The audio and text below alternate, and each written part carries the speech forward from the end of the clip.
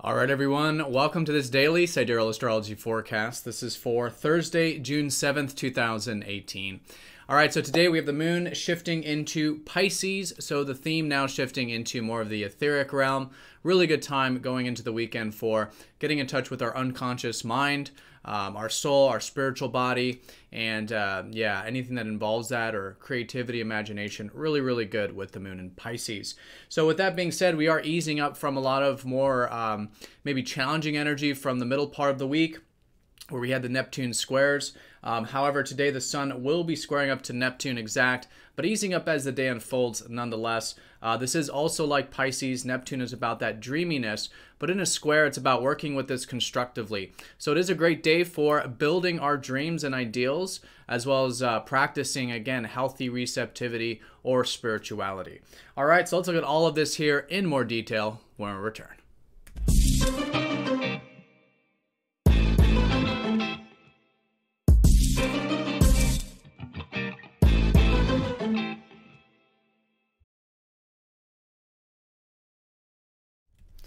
All right, so here's the sky for this Thursday. Again, we are using the actual size of the constellations. As you can see here, Pisces, for example, is a very large one. So this does change the signs from mainstream astrology. So if you are new, check out that link down below for more information, especially if you hear me mention different signs. All right, so yep, the moon shifting into watery Pisces, the getting in touch with the etheric realm, spiritual realm, if you will, the unconscious realm, right? This will likely be the theme going into the weekend. And it's also a great time for cultivating this stuff in healthy ways. So maybe getting some rest, meditative time, getting in touch with our ideals and dreams, listening to our dreams, this type of stuff, really good. And listening to that intuition, I think fundamentally, and kind of feeling where the current of life is moving in every now moment, and then putting energy into, you know, that direction where the current is naturally taking us.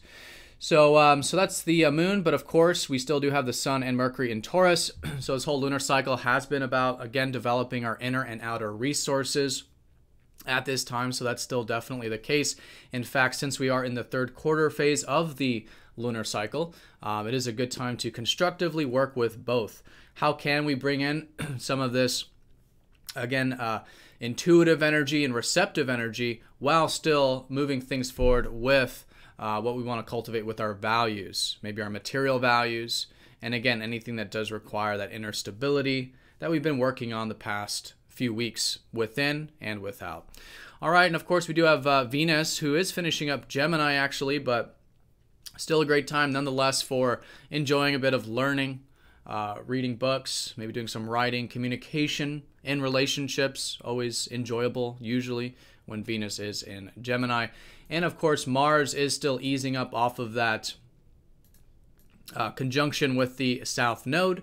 So still great time, as it's been this week, for releasing any attachments, any old things we used to think we wanted maybe last week, as recent as last week, that now is starting to shift. We're starting to let some things go in terms of that. Still great with that. And with Mars in Capricorn, taking the slow and steady road, right?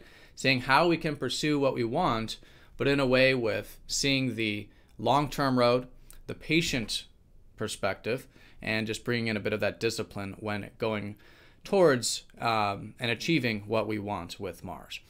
All right, so that's a quick recap there. In terms of the transits, as you can see here, we are easing up off of those squares that were mostly exact yesterday involving Neptune and even the Venus opposite Pluto, so more of this challenging energy. So it's starting to ease up. But today, since we still do have the Sun square Neptune in orb within 1 degree, there is this influence today with the Sun and Neptune. So the Sun being our vital life force and energy in a square to, again, that watery Neptune, just like that Pisces, can really bring in that kind of cooling energy. It can maybe lower our energy.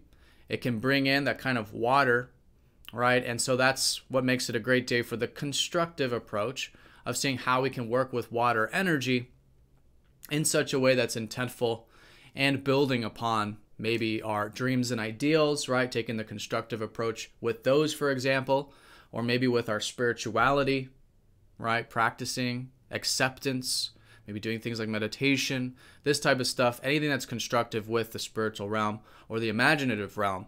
Very, very good with that square to Neptune. So this can feel sometimes like a bit of a haze or a bit of low energy, right, or uncertainty sometimes with squares to Neptune. So again, as we practice this present moment awareness and the constructive building of our spirituality, that's what helps mitigate some of the uncertainty. Because if we're trying to figure things out, we get lost into the ethers, we get lost into the fog until we kind of stop for a second, be present, and really get into our intuitive senses, right? And then work with that constructively. So that's the kind of energy for today. But like I said, it is going to be easing up as we get off of that square. And then it will leave the moon in Pisces for the coming weekend, which will be more of the intuitive energy, but not as challenging with that square. So as a backdrop, again, great day for this stuff. Pisces is all about connecting to our inner guidance, our intuition, maybe getting some of that rest.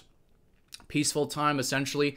Pisces and Neptune are about finding peace in life and tranquility, right? And again, making that happen. All right, so have a great day, everyone. Thank you for watching, and I'll see you all tomorrow for the weekend forecast. Take care.